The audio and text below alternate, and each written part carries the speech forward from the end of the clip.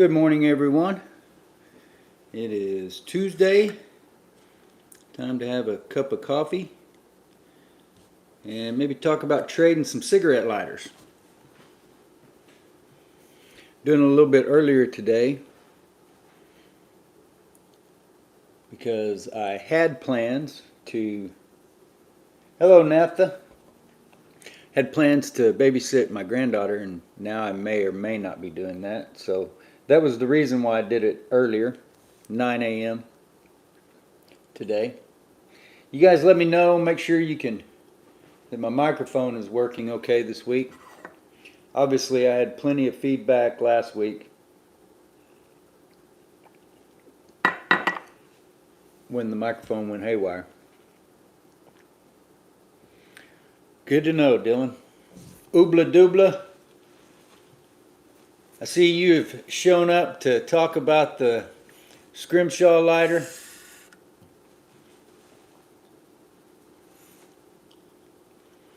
No, no mice or I don't even know how you would describe that. Somebody described it as Space Invaders, and that seemed pretty apt to me when I went back and listened to it.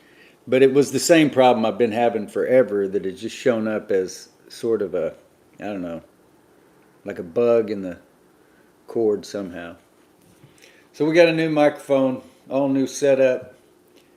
Normally I monitor the live chat from the same device that I was streaming from.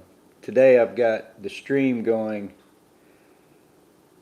Good morning, ZDF. Today I've got the stream going on the phone, and I'm monitoring the chat on an iPad. Hopefully I don't confuse myself too much by looking at a screen that is out of time with what's actually sitting in front of me. Yeah, it's like an old school meeting of the Zippo Fanatic 77 live stream. It's where I first became acquainted. Well, Dylan has been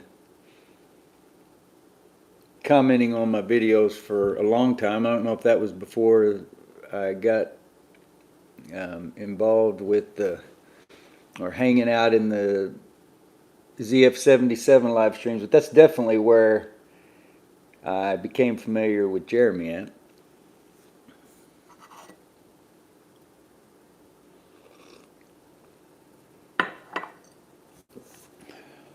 Well, there you go. Yeah, I've mentioned it several times before that ZF77 really did me a solid and gave me some advice that no doubt gave me a boost.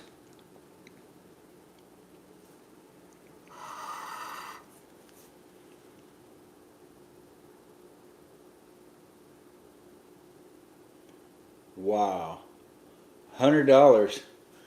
Well, that's the Lady Bradford itself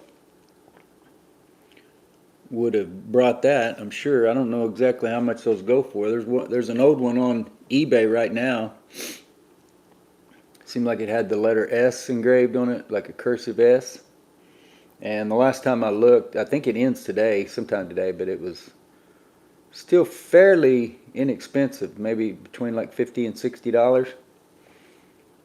But I think those typically go for a little more than that.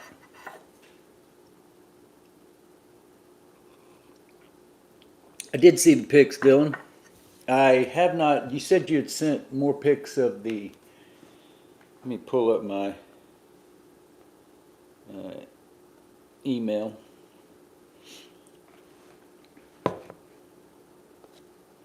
I saw the pics you sent yesterday, or maybe it was a couple of days ago. Of course, we had already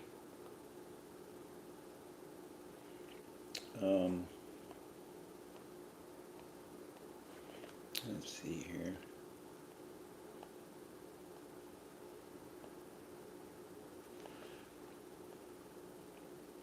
I don't think I have anything new from you, Dylan. Did you send something other than the group of, like, I don't know, 7 to 9 lighters? Maybe it was 9 or 10 lighters in that one picture. But like I said, you had already known I saw that one because that's when I responded and asked you about the West Virginia lighter.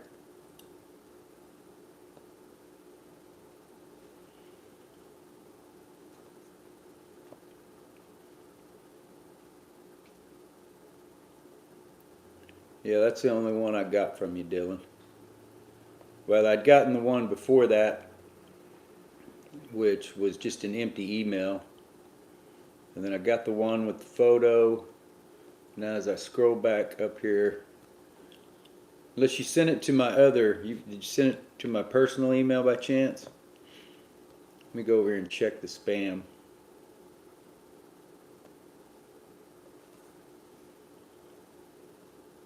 What's up, Bill? Good to have you with us.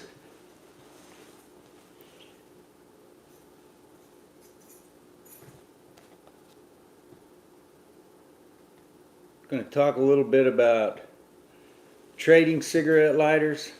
It's kind of funny to me sometimes when in the Facebook lighter groups how you'll see people post a lighter. Somebody did this just yesterday. I don't remember which one it was, which group. Somebody posted a lighter for trade. They said they would not sell it. They would only consider trading it. I have a little bit of fun trading because, I don't know, sort of frees me up a little bit. I don't feel like I have to get exactly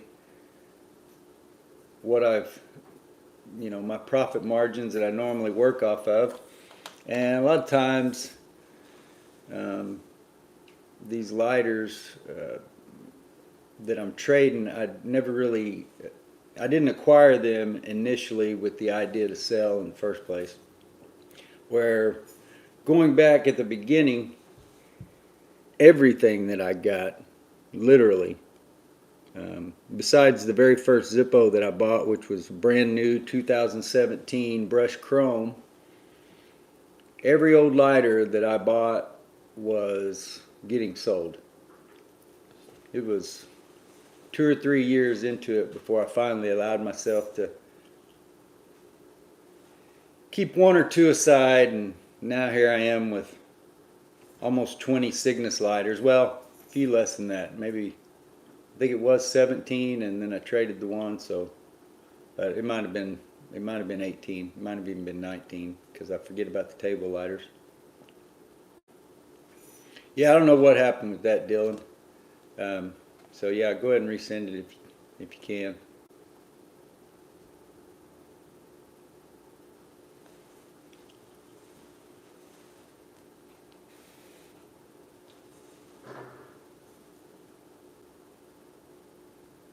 Yeah, and Bill, that's kind of the way that I've treated selling off either lighters that I got frustrated with or didn't have time to mess with, or especially butane lighters. We talked I don't remember whether that was last week. No, it was a couple weeks ago. Last week was a very short stream. But I had a lighter that was made by KW that was a Tiffany sterling silver butane lighter, Rolla-Lite type. But I never could get and I mean, I don't even try to act like I repair butane lighters. I don't. So, but I did fiddle around with that one and couldn't get it to adjust at least what I felt like was in a reliable manner. So I did sell that lighter by itself, and I can't remember now. It seems like $200 or $300, which sterling silver lighters always sell for good money. But I thought I was pretty happy with that when it came to, just because of the fact that I didn't consider it working. certainly wasn't in reliable working order. But that's been very rare that I've sold things like that. Typically, when I have something that is of value, I'll put them in groups or in lots, which it's a word that I don't use on this channel a lot simply because that's one of my search terms that I use. But putting lighters in groups, and there's always value. I've mentioned several times about visiting with Ted Ballard up at the National Lighter Museum, and him telling me that there's no such thing as an insignificant lighter. And I disagree, because there's a bunch of plastic junk out there that really isn't good for anything once the fuel is empty or leaked, and maybe you've robbed the flint. You're just left with a piece of plastic. You're not left with something that you can actually work on, do regular maintenance, and then keep using. And now I've sit here and talked long enough that I lost my train of thought. Yeah, that's for sure. Early on I sold some butane lighters just like I would have petrol lighters. But pretty quick, that was before I knew. You buy a few lighters, you test a few lighters, and you get one or two to hold gas, then you think, okay. But once you then buy more lighters, and it becomes very apparent very quickly that there's no better than about 1% of those old butane lighters that have maintained the structure of the seals or whatever to where they're not leaking on one or both ends. So yeah, personally, even if I bought a brand new, I'd have a hard time, just because, like I said, I'm not an expert on butane lighters, so I'm not going to guarantee that. Where when it comes to a petrol lighter, I got no problem taking those back if somebody's unhappy with the purchase. I'm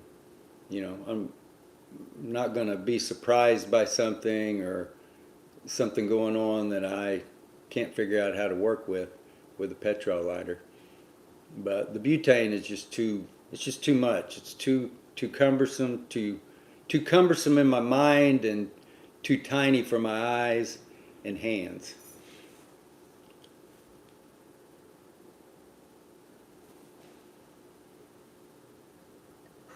Yeah, you're exactly right, Bill. They need new O-rings. There's always something wrong.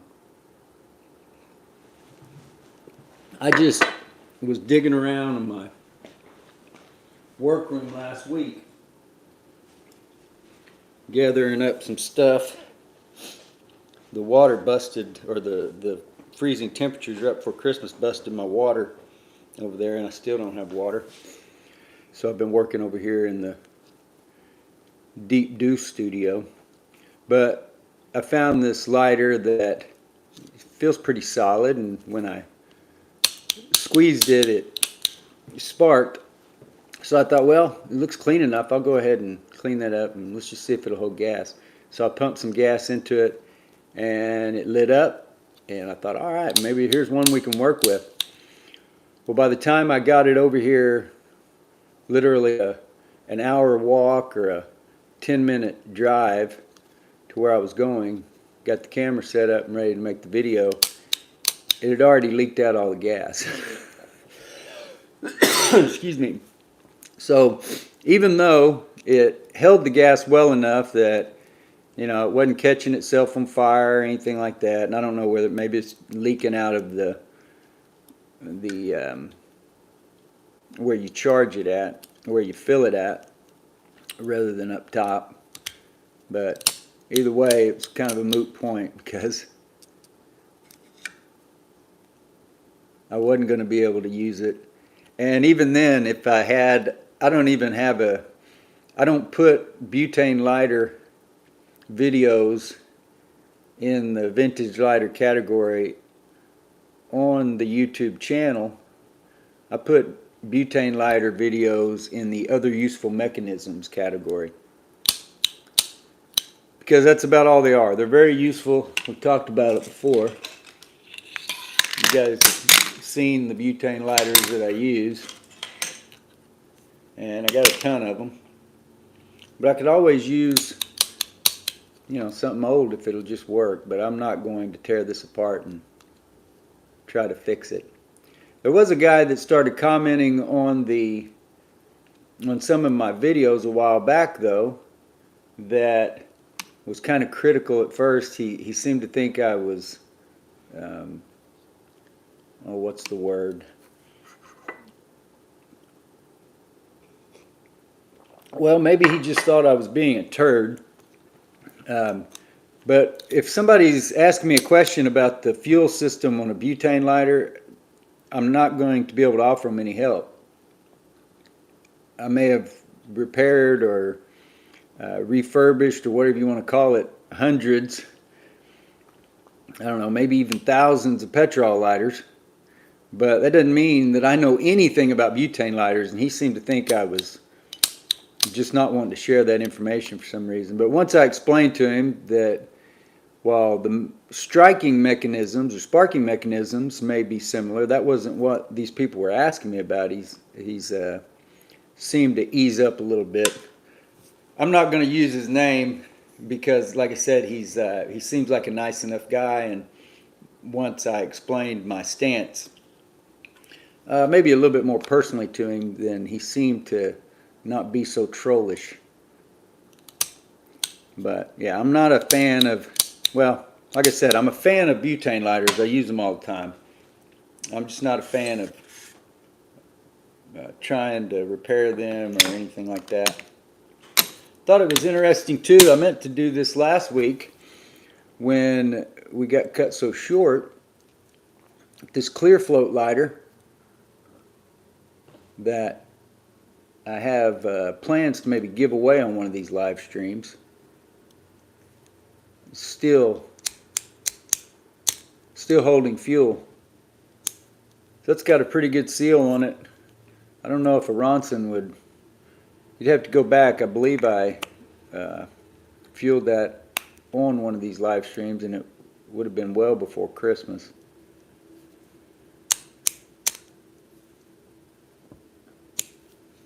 So pretty good fuel efficiency there.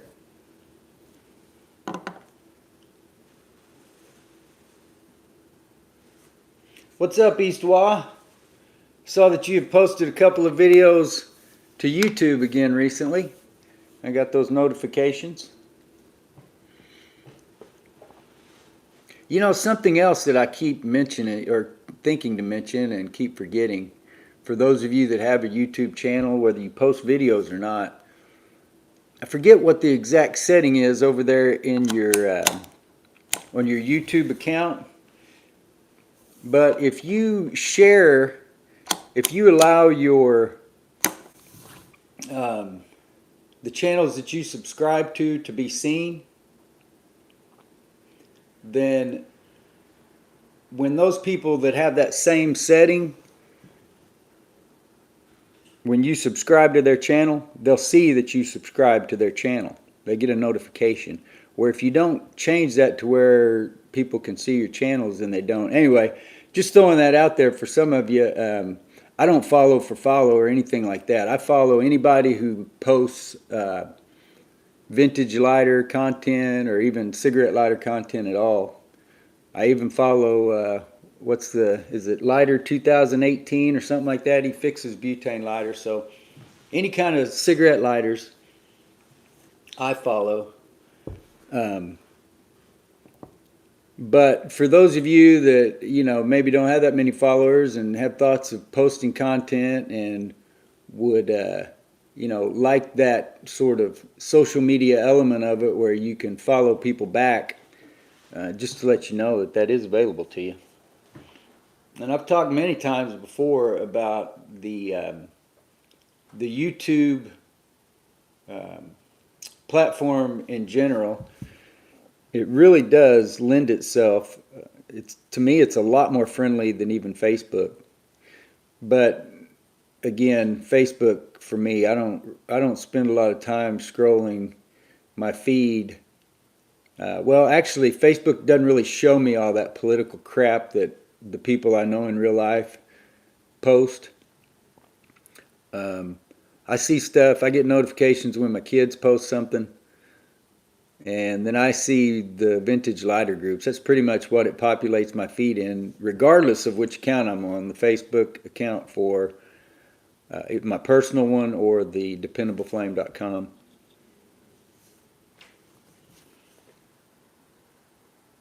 But like I said, either way, YouTube is it's really a great way for people to gather around a certain topic, and then it provides everybody that is participating within that topic to post content for it, to comment, otherwise support however, whether that's liking or whatever, sharing links to videos. That's still to me one of the coolest things is when I am over in one of the Facebook lighter groups and somebody asks a question about how to repair something, and I'm not the be all end all expert on any of that stuff, but I'm not afraid of doing any of it either. And some of it, there's a video there or two that are a little bit novel. Some what's the word I'm looking for? Some tricks or methods that I actually developed myself rather than, I took some clues originally from the Toledo Bend VCL page. They've got I haven't been over there on that part of it in a long time, but he listed the sizes of drill bits you would need and stuff like that. So yeah, initially I took plenty of stuff like that. I've learned all kinds of stuff from the 1954 lighter repair manual. But as far as the blind method of re-wicking a closed tank petrol lighter, I'd never seen anything like that before I posted those videos. That's pretty novel, and I've heard other people since then tell me that they've always used fishing line and things like that.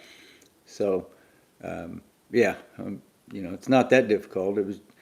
You got something that's very hard to get down one entry point, and then also difficult to get out of the other.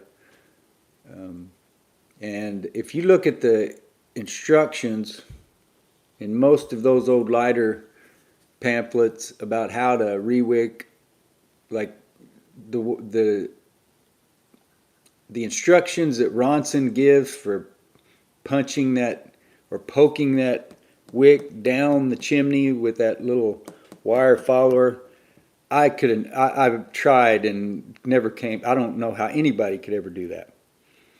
So to me, lassoing it and pulling it through was just kind of common sense.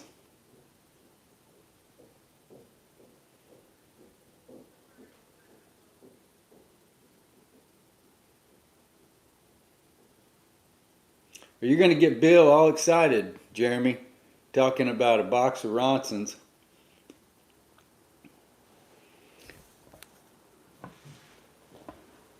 Bill just posted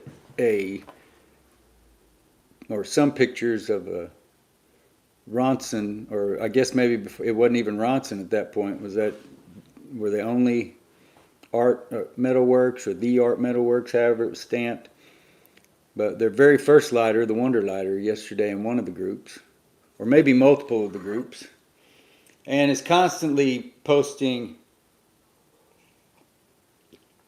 maybe in a little bit of a taunting way, his favorite Ronsons in the Zippo group.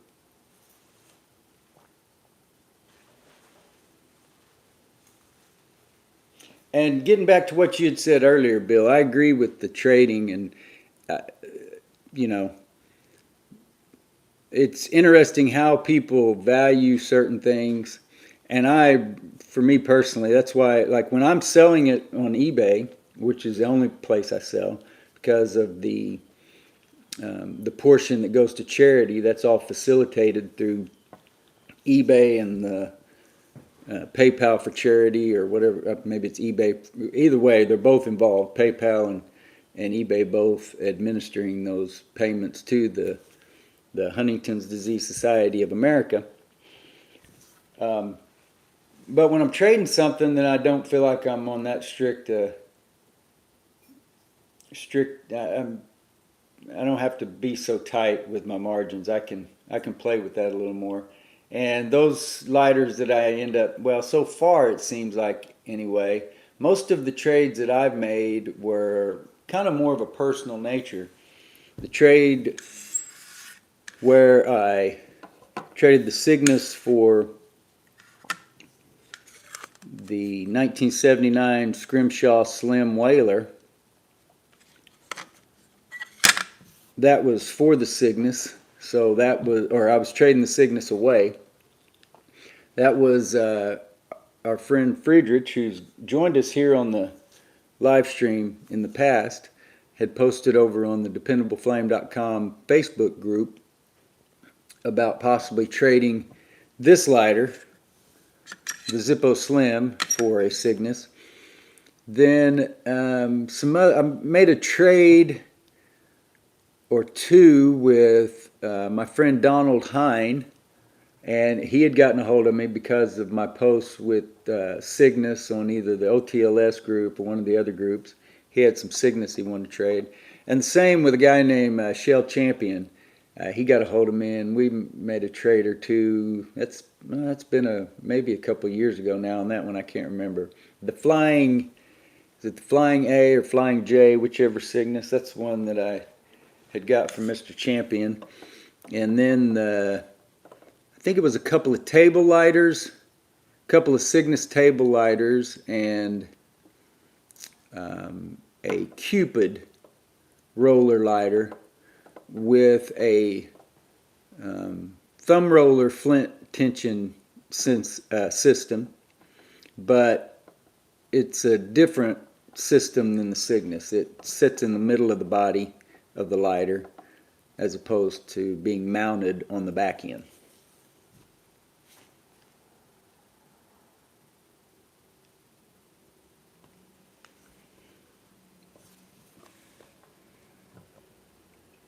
So it looks like it was a good thing that I did the stream this morning, as I am going to go ahead and be babysitting my granddaughter this afternoon. So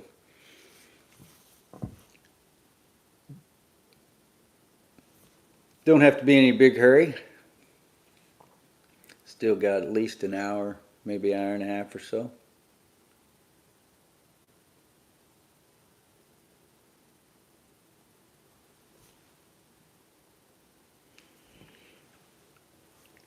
If I can catch up here on the live chat. Anything been confusing here to you guys, the way I've got this video being streamed and following along on these other devices? Let me know if it gets confusing to you guys, because I'll probably be ignorant of it.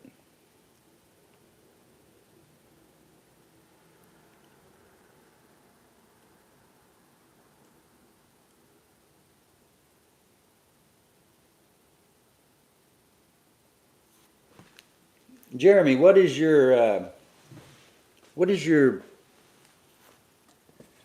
username on eBay? Do you have a store, or is it just your?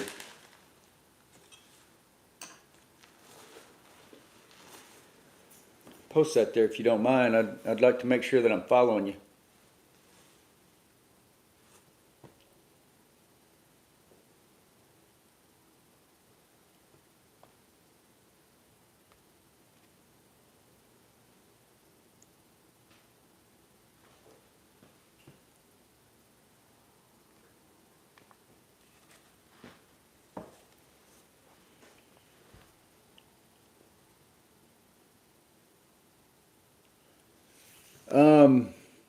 You know, Bill, I had bought some bigger flint at one point that I thought I might be able to cut down for that purpose.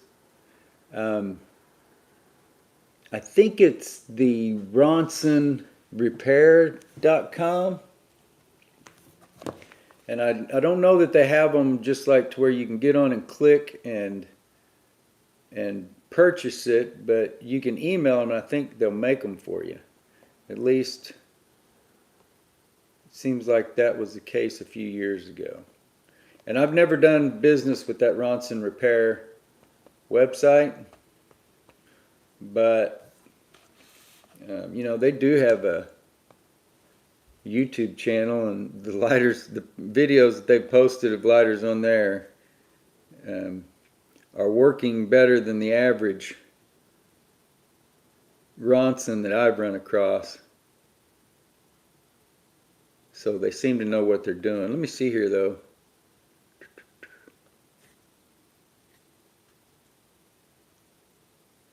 They've got links for touch tip, striker lighters. Let's just see.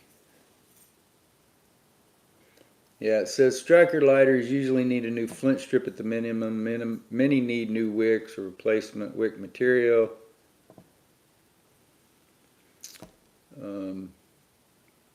And many are found with no wand at all, in which case I make a replacement wand for them. I've also repaired strikers that have been dropped and bases partially or completely broken off, usually by making a reinforcing plate.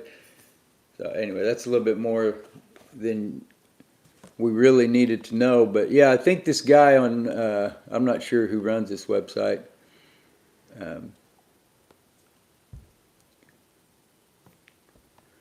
But there's a form here that you can fill out to email them or message them. He says he doesn't sell parts though, so I don't know. I don't know how that would work. I noticed that with that striker, the pictures that you posted yesterday, it looked like part of it was still in there, wasn't it?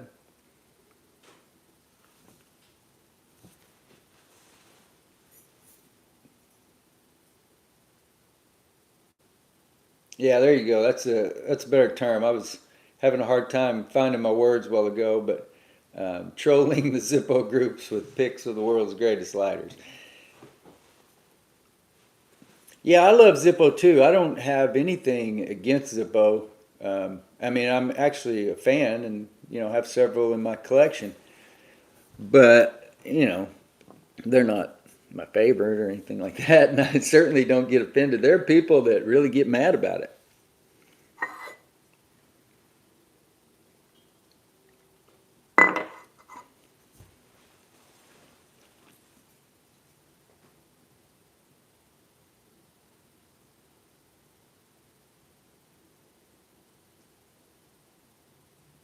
Okay, awesome. Well, you've got experience with the guy there at Ronson Repair then.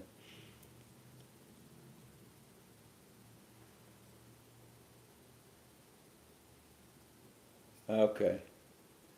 Yeah, I don't. Somebody, what would I do with those? Some of those lighters, you just don't. I don't. You know, you. I would. I don't know that most people would know when they bought it that it even needed. You know, that flint down there.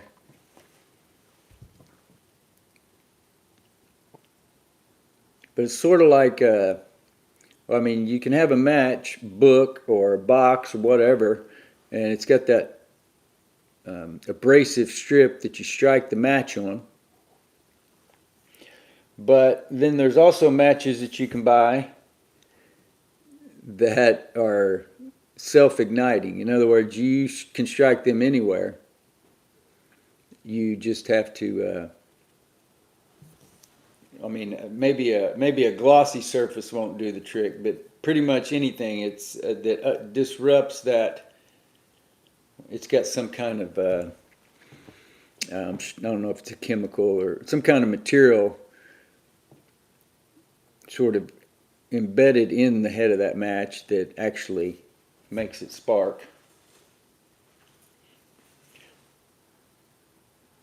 So that's, I guess that's kind of how my mind thinks about those striker lighters. It's sort of like, well, I mean, I guess they call it, well, they didn't call those, and the permanent match came out afterward, but that's kind of a, I guess like, the match is sort of a disposable version where the striker is kind of the permanent way of doing the same thing.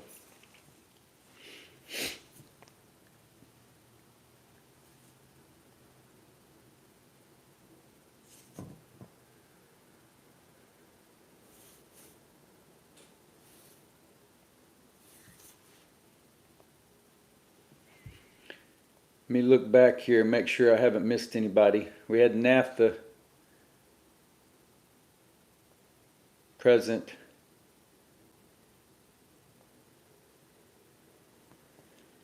Back at the beginning. And no, it doesn't look like I've missed anybody else.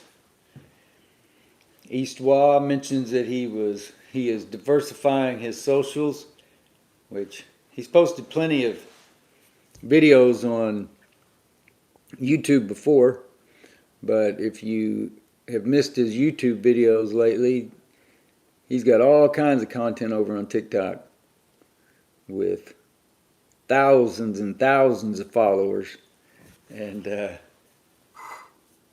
really a big hit over on TikTok.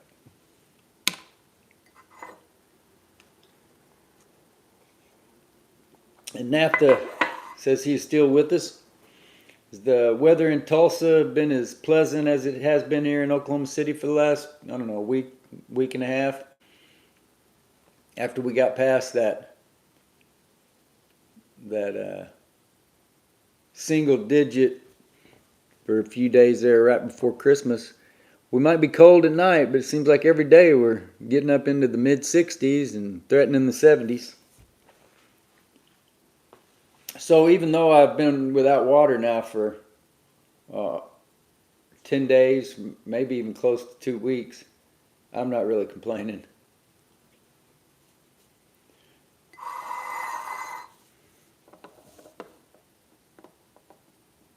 Yeah, definitely felt like spring.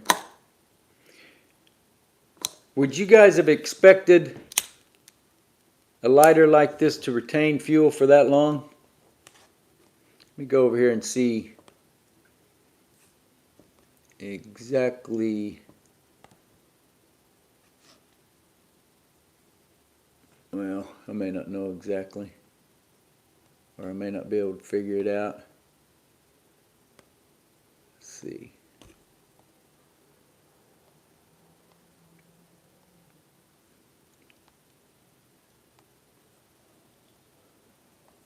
Yeah, probably it looks like 3 weeks ago. It was 4 weeks ago when I first brought this lighter to the live stream, but the fuel screw on it's real tight, and I didn't have all my tools over here. I couldn't find something suitable to get it off, so it was then a week later. So now 3, maybe going on 4 weeks since I fueled that up.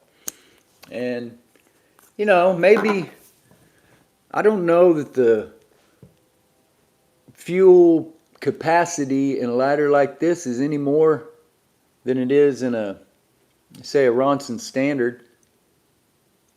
Maybe a little bit bigger, but obviously though the snuffer must seal off real well. And then despite the fact that the fuel screw is too tight, it seals itself off, and I think it had an O-ring on it, but it sealed itself very well against evaporation.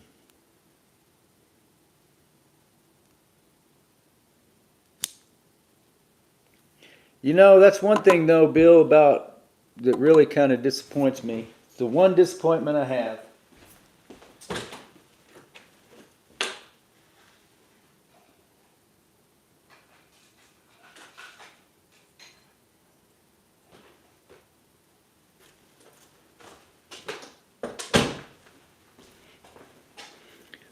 About Cygnus lighters is their fuel efficiency. Just seems like you're not going to get more than 3 or 4 days out of one no matter what you do. And they all have, at least all the ones that I have in my collection, have either had a rubber O-ring or a paper gasket like that right there. This one has a paper gasket. It still doesn't seem like it helps. But I don't know. I think maybe it's just because you just don't have that much room for fuel, depending on how well you have that packed. I mean, it doesn't seem like this design, especially with a gasket or a seal. And this one is a little bit hard for me to start for some reason. It seems like I had this problem last time. Getting that back down there. So you saw the paper gasket, and then the snuffer closes with good tension. You would think that would keep it from evaporating. But either way, whether it's evaporation or whatever, within 3 or 4 days of fueling up a Cygnus, you're going to need to do it again. But that's the same way pretty much most of the year here with the Zippo as well. Zippo doesn't, it's not going to set any records for fuel economy.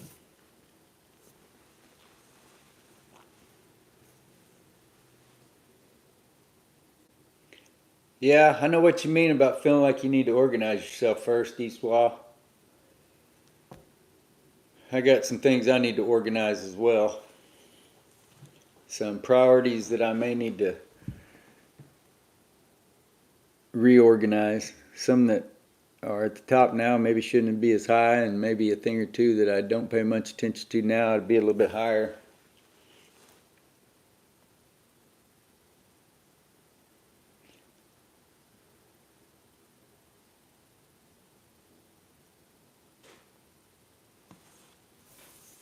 Yeah, you know, the like a Cygnus, a full-size Cygnus table lighter, obviously it's got, it doesn't surprise me that that lasts months. A Ronson Crown or Queen Anne, those have giant tanks. No big surprise that, you know, they would last a long time.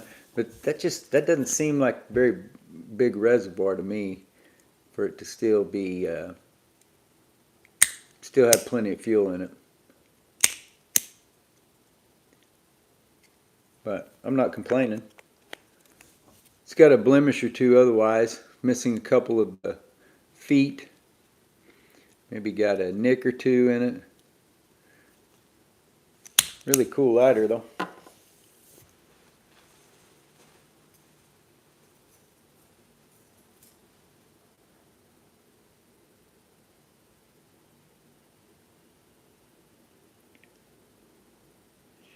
Yeah, I agree with you on that.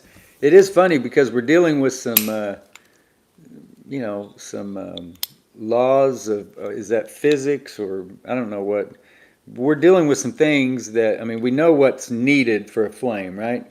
We know that you need fuel, you need oxygen, and you need a spark. But yeah, there's so much more that goes into it rather than just that. You know, even just the issue of vapor lock in the chimney of a lighter can be extremely frustrating. And you know, take something that you think you understand and make it seem like it makes no sense at all.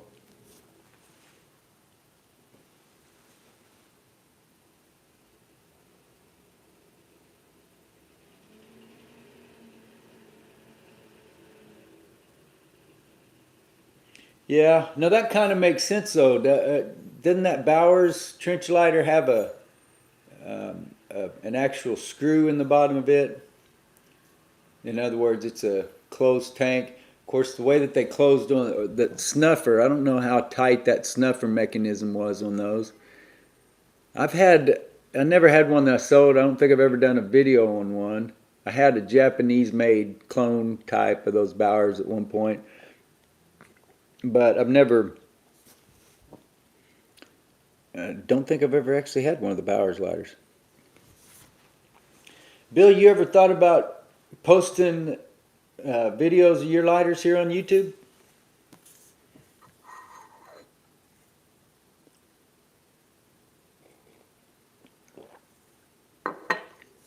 You obviously would have the lighters available to you to make the content. You could have a great channel with all those lighters that you're selling on a regular basis. That's the reason that I started this channel in the first place, because I wanted to embed those YouTube videos, or at the time you couldn't upload a video with your listing, and I wanted to include video. So I use a third party, it's called Flipper Tools, that I do that with. But that's how I started making the videos, just little 1 minute. I didn't talk, there was country music playing in the background. And I still had the music playing, but maybe I was giving a little bit of narration. I'd done a repair video or two when ZF77 got a hold of me, and then at that point everything kind of expanded, and did away with the music in the background and all that. But yeah, man, it's a lot of fun making the content and putting it out there, and it's a rewarding endeavor.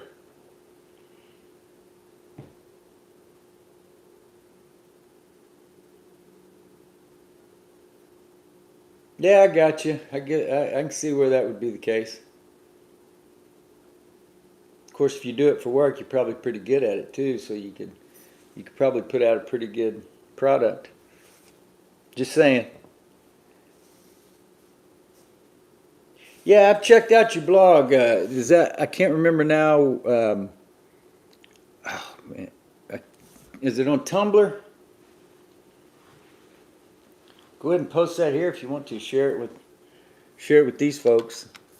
But yeah, when you've posted those links over on the different Facebook lighter groups, I have gone over and read it a time or two. And see, that's one area where I need to prioritize and put a little bit more effort into my website. But it's not as fun as making videos and talking about them, and it's a little bit more difficult work having to sit down and come up with 1,000 to 1,500 words per post.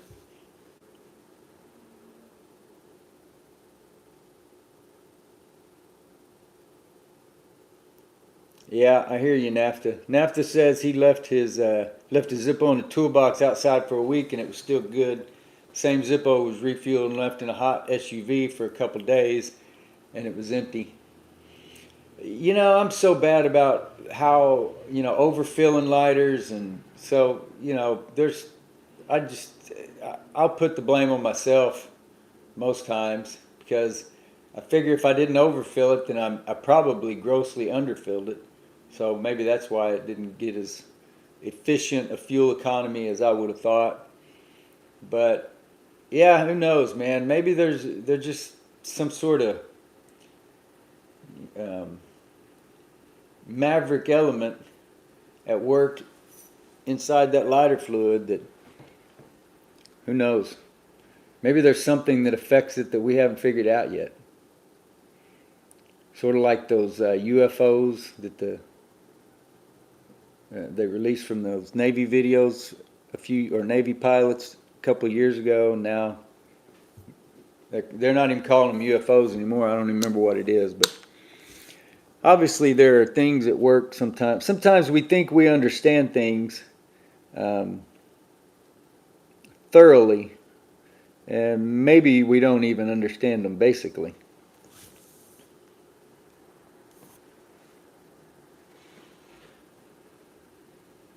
So you post pictures on Instagram. See, that's I'm trying to remember. Do I even have I do have an Instagram account, and I think that's a personal account. I don't think that's a Dependable Flame account. I don't really understand. My kids use Instagram, and I see other people using it. And I think East Wall has mentioned Instagram before as well, but I don't understand. I'm not sure what the purpose of Instagram is.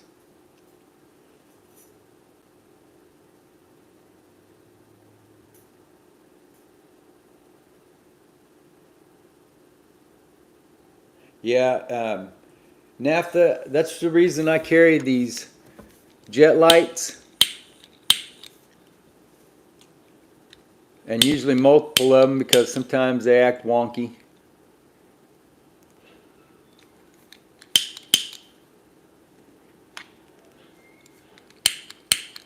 That one must be out of fuel.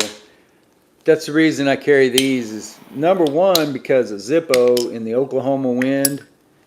It's very seldom that the wind is light enough that for what I'm trying to ignite, once that wind starts blowing, the flame is just dancing all over the place, regardless of whether it's going out or not. Sometimes the best thing it's going to do, or the best outcome I can hope for, is that it's going to light halfway down what I'm trying to light, not out on the end. It's really a nuisance in the wind. Pyro Lighters posted a short.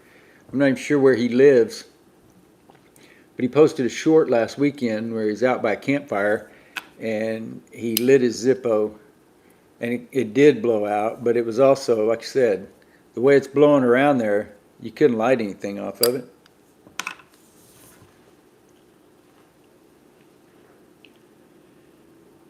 Hello, Nevsat. Glad you were with us. Appreciate your comments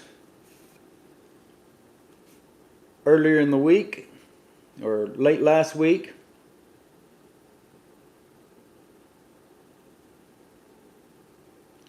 Yeah, Eastwa, I don't remember seeing that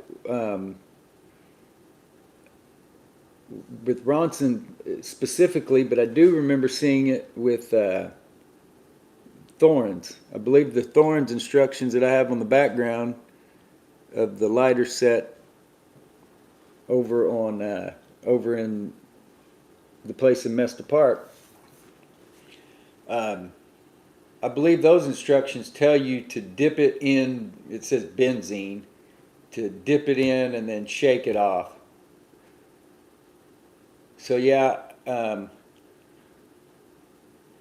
but even shaking it, if you've got fuel in a lighter, I mean, if you squirt it in there and really fill it up, you should be able to fill it up pretty good and still turn it over and it not drip out. It should hold in the wadding, the rayon or organic cotton or torn up t-shirts or whatever it is that you're using. It should hold in there. And it will, but if you give it a shake, then a good deal of that's going to fall out. So I don't know what the ideal, I don't know. Maybe the amount that you put in there initially has a major effect on how it is sort of dispensed from that point. I don't know.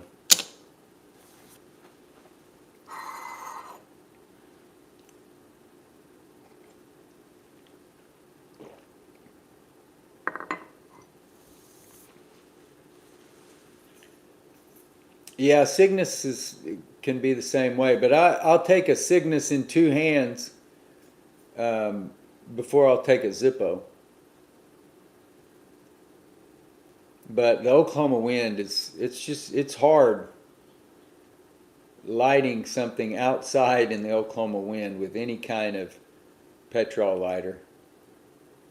But I'll definitely take a Cygnus, and like I said, the use of two hands than a Zippo in the same two hands, because that Zippo flame moves around and it's I don't know. That's a whole other issue there.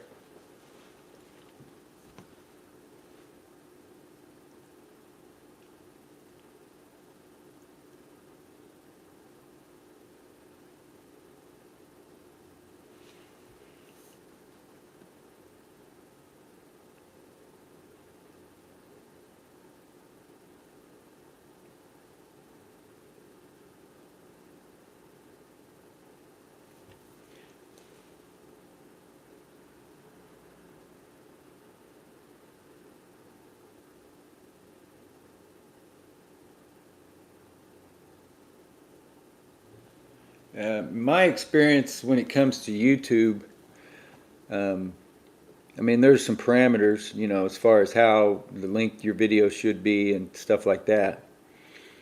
But other than that, I think the most important thing is that you're putting out content that somebody values and that you do it on a regular basis. And when I initially started making the longer form videos after talking to ZF77,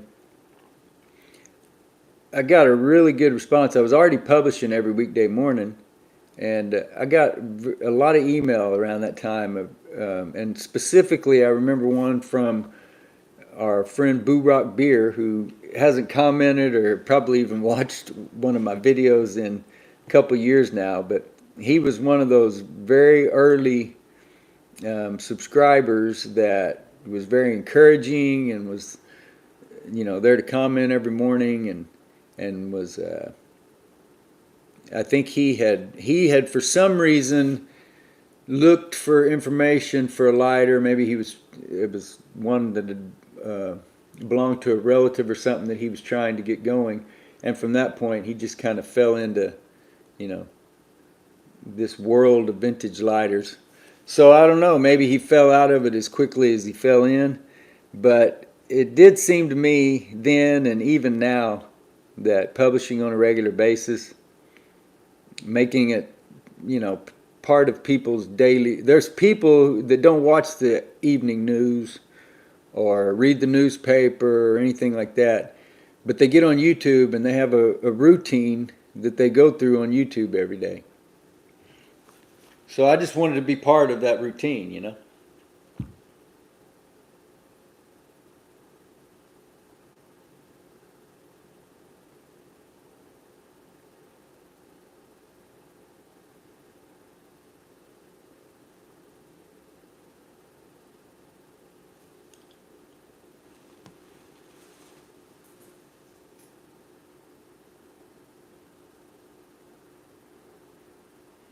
The biggest collector posting on Instagram, huh, Iswa? I wouldn't have thought that. But man, I'm telling you, people respond to your videos over there on TikTok. That is very um, very good to see as somebody who plans to, at least the majority of what I do for work, and that's my plans as long as the Lord allows me to, is going to have to do with vintage lighters. So I'm glad to see that there's those kinds of audiences out there. I mean, you don't have a video that you post that don't get thousands of likes. That's crazy.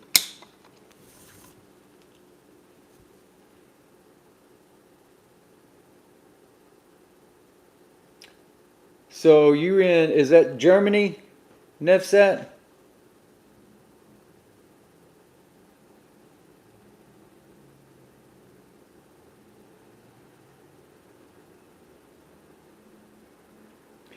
Yeah, you know, Bill, I made a video for an old Ronson, or not Ronson, Dunhill windproof lighter a few years ago.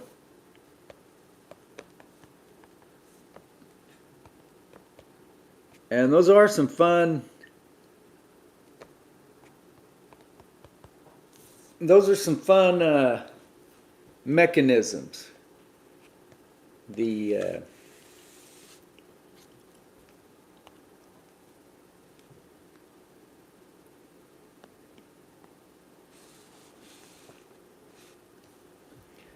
way, I mean, it's got a file wheel um, just like your regular, you know, your petrol lighters, whatever. You know, we're all used to these flint sparked lighters, but this lighter doesn't. You don't have to fuel it. The fuel is impregnated into the rope, But it's not so easy as just flicking it and it's lit either. You've got to get ember to catch on that rope, and then you're going to have to blow on it to get it to basically to ember up like you need to light something off of it.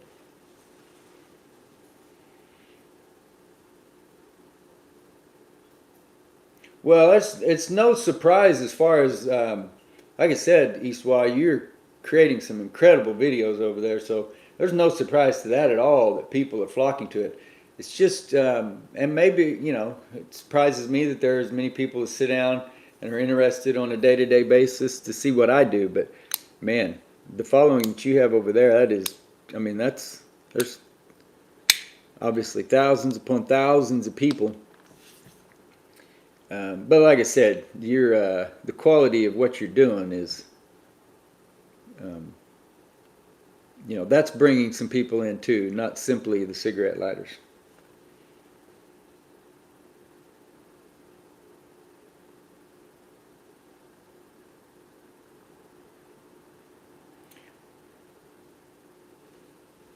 And now you're we've gone to some of the video here now. I'm not sure what that is. Or how to get out of it. Eastwa, you said that the rope is supposed to be made out of a mushroom? What do you mean by that?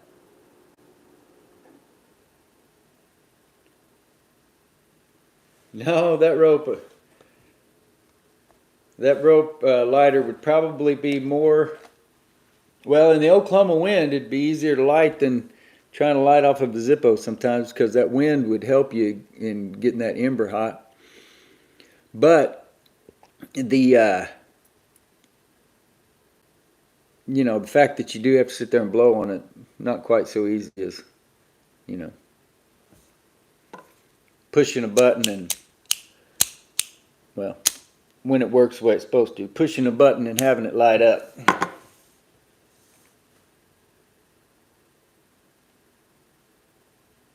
All right, NAFTA, take it easy. I'm probably gonna have to go here pretty quick. I don't have to. I'm going to go babysit my granddaughter this afternoon. So, like I said, that's why we started a little bit early. Tender fungus. I had not heard of that. So, you're talking about the rope is made out of this dried mushroom material or something? Or is it interwoven with cotton or some other kind of material? Impregnated, I got you. Okay.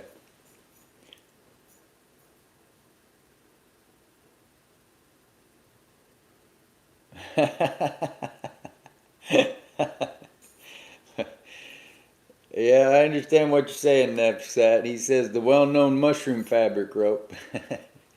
Whatever works, though, you know. It's mentioned it before, but you can have some interesting conversations if you go up to Guthrie, Oklahoma, or call up there, talk to Ted Ballard. He'll tell you some stories about cigarette lighters and other lamps and different kinds of fire-making devices that existed before the ones that we're all familiar with.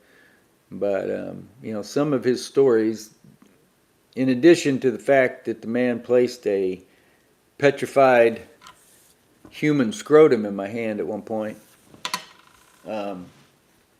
he can tell you some stories that will, you know, if you're that, if you were to take that kind of notion, might keep you up at night.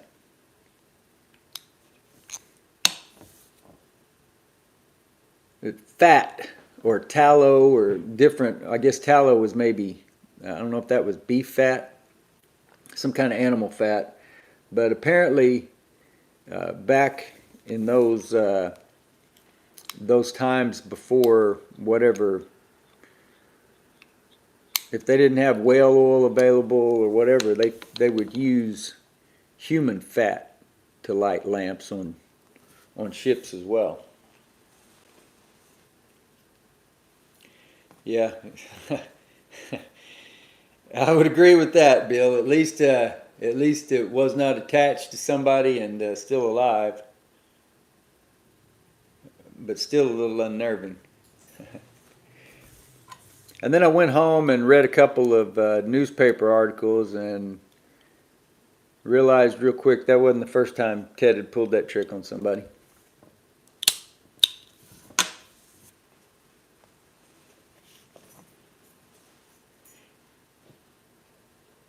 Yeah, you're right, Nipsat. That has a bad sound to it for sure.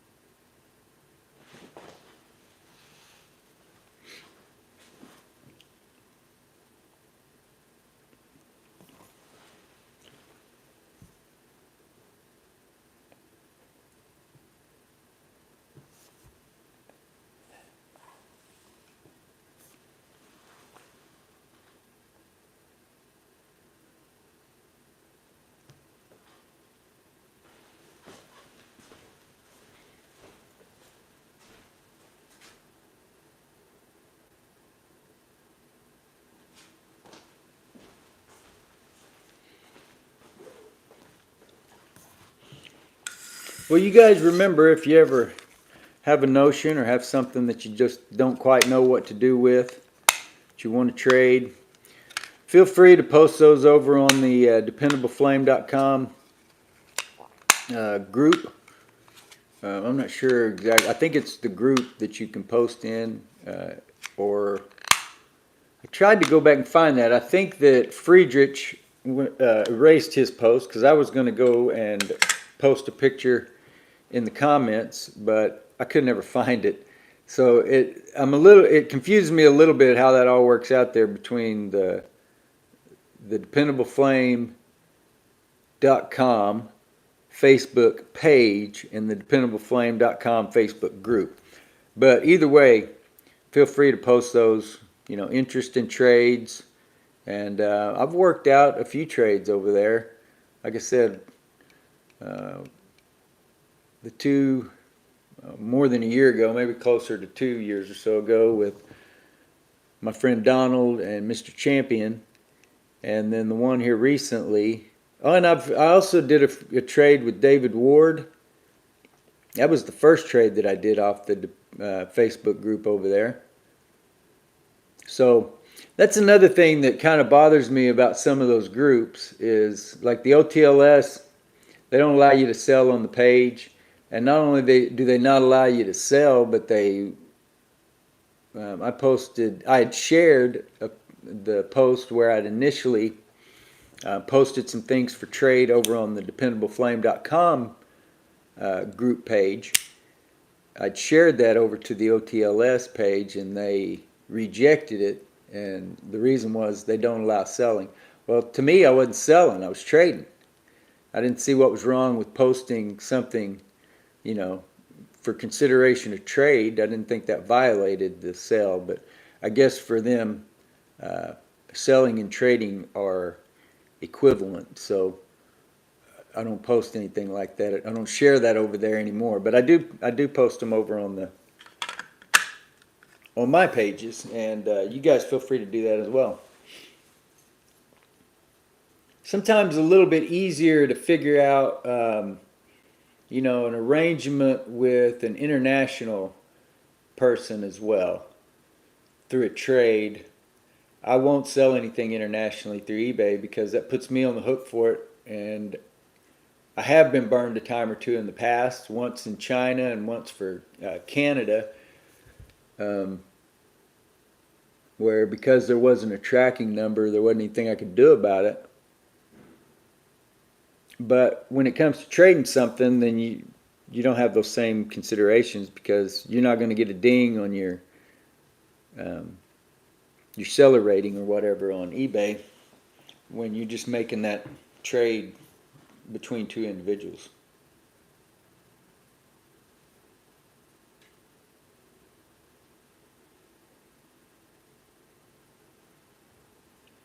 I don't, Nev said I haven't shipped specifically to Germany recently that I can remember.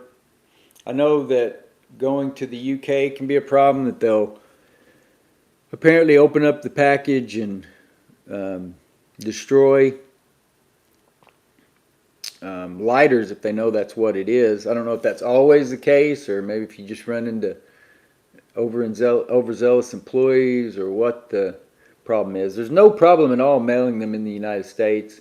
As far as the U.S. Postal Service is concerned, the lighter is categorized by what fuel it contains. So even if it'll spark, it doesn't matter. If it doesn't have any fuel in it, then it's no danger. I have mailed, or like I said, I made trades with my friend Donald, who lives in, why do I always forget where he's from? He speaks Danish. Is he in Denmark? Whatever country he's in, it's a country in Europe that I didn't have any problem mailing to, and he didn't have any problem mailing to me. Trying to remember, I've bought some from some estate sales in the United Kingdom, and they didn't have any problem mailing them to me. So I don't know specifically about Germany, but probably even if you had to get creative in the way that you packaged the lighter, maybe completely disassemble it or something like that, and also the way that you describe it on your customs form, I think you could probably figure out a way to make it work to Germany.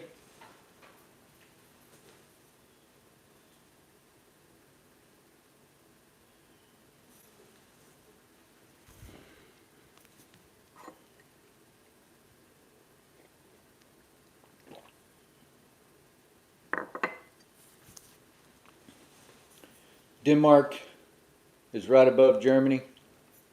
Yeah. So if we were to work out a trade, or if you were to work out a trade with someone else in the United States, I think you could probably make it happen.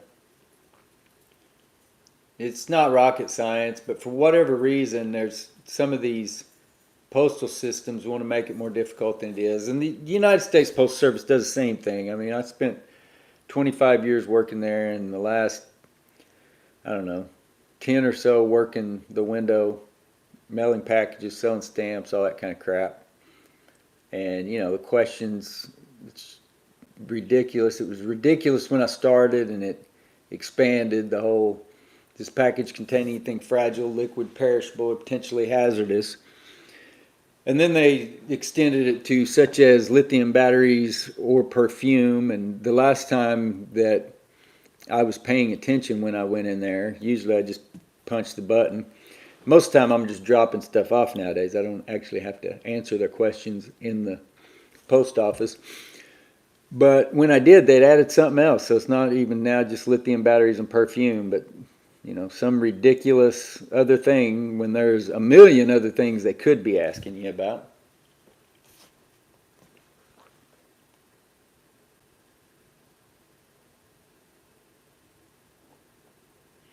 Yeah, well, that's the thing too, is shipping can be expensive, but for lighters or even a knife, they're light items, and that's one reason why, the bulk of my business, the way I've got it set up, I mean, I don't have any problem buying or, repairing table lighters and mailing them, but it's not my main thing because it's going to cost more to do that.